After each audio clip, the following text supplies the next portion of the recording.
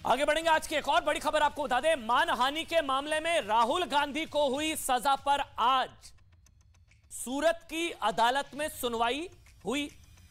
राहुल गांधी की सजा पर रोक लगेगी या नहीं, अब इस पर अदालत 20 अप्रैल को फैसला सुनाएगी, 20 अप्रैल को। लेकिन सुनवाई शुरू होने से पहले ही कांग्रेस ने यह कहना शुरू कर दिया कि यह न्यायपालिका की अग्नि परीक्षा है, यह न्यायपालिका का लिटमस टेस्ट है।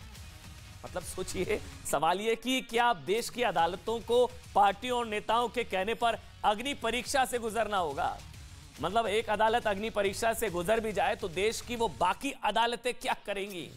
भाई, जहां राहुल गांधी से जुड़े किसी ना किसी मामले की सुनवाई चल रही है, अगर राहुल गांधी को अदालत से राहत नहीं मिली तो क्या अदालत अग्नि परीक्षा में फेल हो जाएगी क्या? मतलब पक्ष में फैसला तो अदालत सही, फिर गलत फैसला मतलब आपके पक्ष में फैसला नहीं तो अदालत गलत। मतलब क्या मोदी सरनेम के अपमान पर राहुल गांधी के खिलाफ मानहानि के मामले की सुनवाई कर रही पटना कोर्ट को भी अब अग्नि परीक्षा से गुजरना पड़ेगा? मतलब क्या मुंबई की भिवंडी कोर्ट को भी अब अग्नि परीक्षा से गुजरना पड़ेगा? अब ऐसे ही चलेगा अगर अग्नि परीक्षा, तो फिर अहमदाबाद कोर्ट को भी अग्नि परीक्षा देनी पड़ेगी परिवार के आगे। क्या नेशनल हेराल्ड केस की सुनवाई कर रही अदालत की भी विश्वसनीयता तब तक अब होल्ड पे रहेगी? ये वो अदालतें हैं जिनमें राहुल गांधी से जुड़े किसी ना किसी मामले की सुनवाई चल रही है, ज्यादातर मामले मानहानि से जुड़े हैं। तो क्या ये मान लिया जाए, जैसा कि अब कांग्रेस पार्टी कह रही है कि मतलब कोर्ट का ये लिटमस टेस्ट है राहुल गांधी की, जो बेल वाला मामला है या जो सजा पर रोक वाला मामला है, तो ये मान लिया जाए कि जब तक राहुल गांधी हर अदालत से हर आरोप से बाइज्जत बरी नहीं हो जाते, तब तक देश की अदालतों की विश्वसनीयता कांग्रेस के हिसाब से खतरे में है। तब तक कांग्रेस देश की अदालतों को शक की निगाह से देखती रहेगी और अपने पक्ष में फैसला आएगा तो ये अदालत सही है। और अगर राहुल गांधी को, मैंने जैसा पहले कहा, किसी भी मामले में सजा मिलती है तो क्या देश की अदालतें अग्नि परीक्षा में फेल मानी जाएंगी?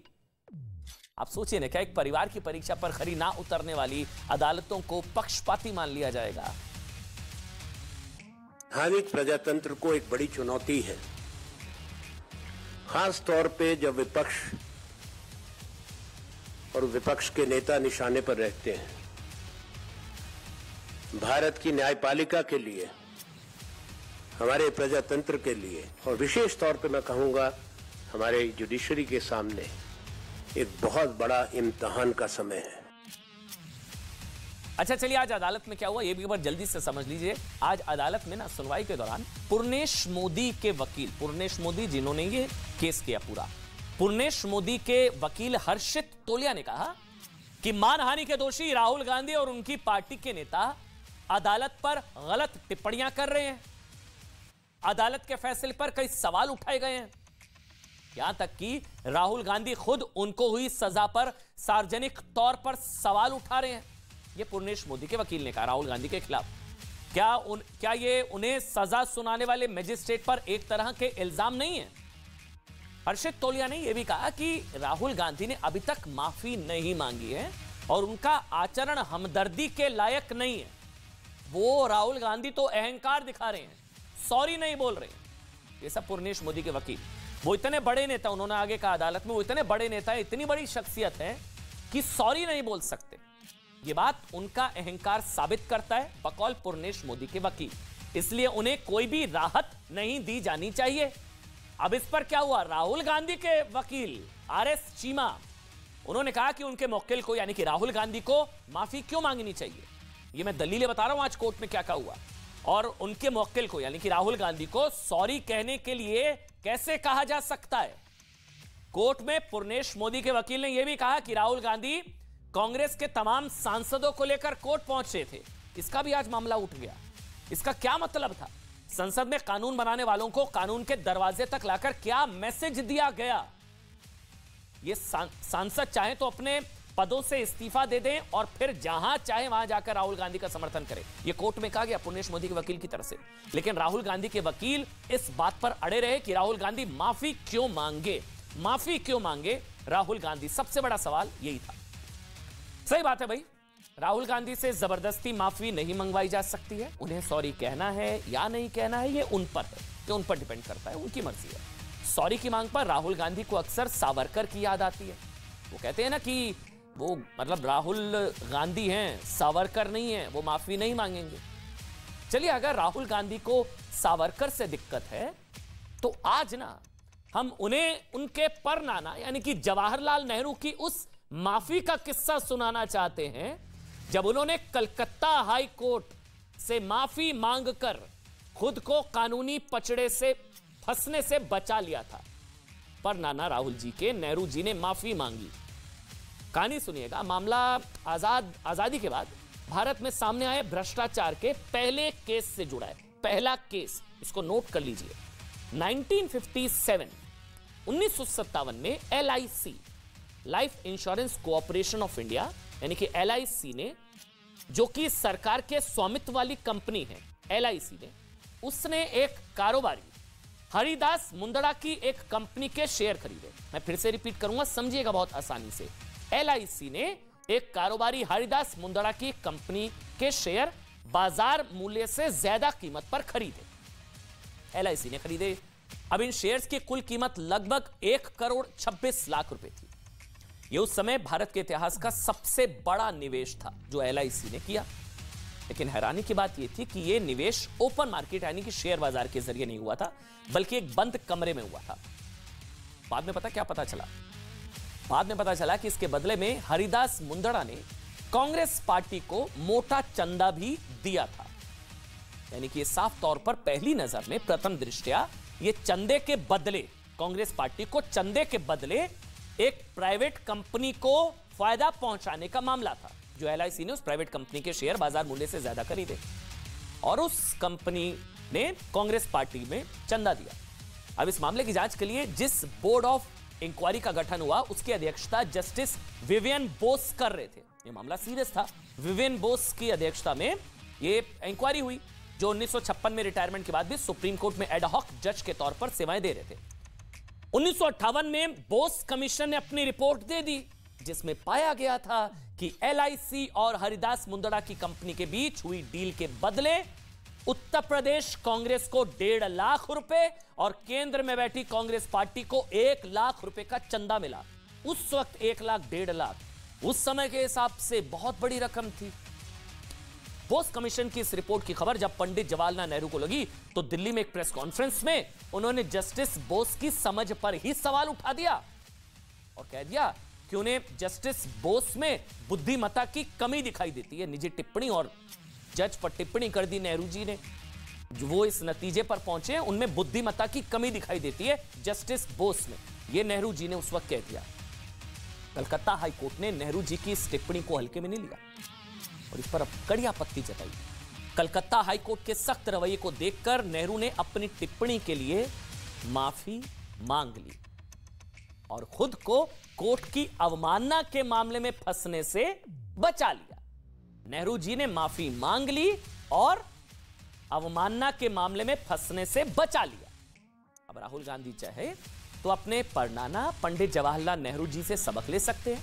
हम उनसे ये नहीं कह रहे कि भाई कि वो माफी मांगे, ये उनकी मर्जी है। लेकिन जब देश के पहले प्रधानमंत्री और कांग्रेस के इतने बड़े नेता ऐसा कर सकते हैं तो राहुल गांधी इस पर विचार तो कर ही सकते हैं, क्योंकि राहुल गांधी की मुश्किलें कम नहीं हो रही हैं। और सुनिए, उन्हें देश की कई अदालतों के चक्कर लगाने पड़ सकते हैं। खबरों के मुताबिक दिल्ली में एक वकील ने राहुल गांधी द्वारा कैम्ब्रिज यूनिवर्सिटी में दिया बयान पर FIR कराने की तैयारी कर ली है। दूसरी खबर सुनिए, वीर सावरकर के पोते सत्यकी सावरकर ने भी सावरकर के अपमान को लेकर, वीर सावरकर के अपमान को लेकर राहुल गांधी के खिलाफ केस कर दिया है, आपराधिक मानहानि का। वो बयान क्या था ना, एक बार आप भी सुन लीजिए, फिर हम आपको बताएंगे कि कैसे 70 साल पहले की कांग्रेस को भी न्यायपालिका की समझ पर शक था, कैसे आज की कांग्रेस भी न्यायपालिका को शक की निगाह से देखती है। सुनिए पहले आप। 15th of April, my verification is done, so we need to go to court on 15th of April, and I'll give you the next update on the same day. देखिए, सत्य की सावरकर राहुल गांधी पर भड़के हुए हैं, उन्हें अदालत में ले जाने की तैयारी कर रहे हैं। इसलिए राहुल गांधी चाहें तो नेहरू की राह पर चलते हुए माफी के विकल्प पर विचार कर सकते हैं। इतने संजीदा मामलों में नेहरू की नीति पर चलना एक अच्छा सुझाव हो सकता है नेहरू जी के लिहाज से। आज की कांग्रेस पार्टी और तब की कांग्रेस पार्टी में एक समानता थी, वो ये थी कि भाई तब की कांग्रेस को भी न्यायपालिका की समझ पर शक था जब नेहरू जी ने बोस की समझ पर सवाल उठाया, और आज भी कांग्रेस न्यायपालिका पर सवाल उठाती है, जैसा कि राहुल गांधी के मानहानि वाले मामले में हो रहा है कि मतलब कि अगर हुआ तो फिर लिटमस टेस्ट है, न्यायपालिका का लिटमस टेस्ट है। कांग्रेस को तंग करने वाला एक संयोग जानते हैं, यह भी है कि सूरत सेशंस कोर्ट के जज रॉबिन पॉल मोगेरा 2006 के तुलसी प्रजापति फेक एनकाउंटर मामले में अमित शाह के वकील थे। अमित शाह के वकील उस वक्त आज राहुल गांधी के मामले में जज है। जी हां, वही अमित शाह जो देश के आज गृह मंत्री हैं।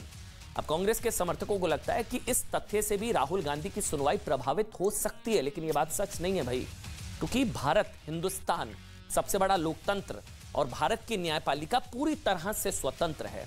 हालांकि ऐतिहासिक तथ्य बताते हैं कि नेहरू गांधी परिवार को अदालतों की स्वतंत्रता कई मौकों पर ज्यादा रास नहीं आई है और अदालतों से इस परिवार की ज्यादा पटी भी नहीं है। आज हम ना नेहरू गांधी परिवार के अदालतों के साथ रिश्तों पर रिसर्च कर रहे थे तो हमें कुछ और हैरान कर देने वाले तथ्य मिले। जो कांग्रेस आज कहती है ना कि प्रेस और न्यायपालिका की फ्रीडम खतरे में है, उसे आज 1950 के दौर को याद करना चाहिए। सुनिएगा आप भी बहुत ध्यान से, तब देश को आजाद हुए ना 3 साल भी नहीं हुए थे। 47 में आजादी, 50 की बात कर रहा हूं मैं, 3 साल भी नहीं हुए थे।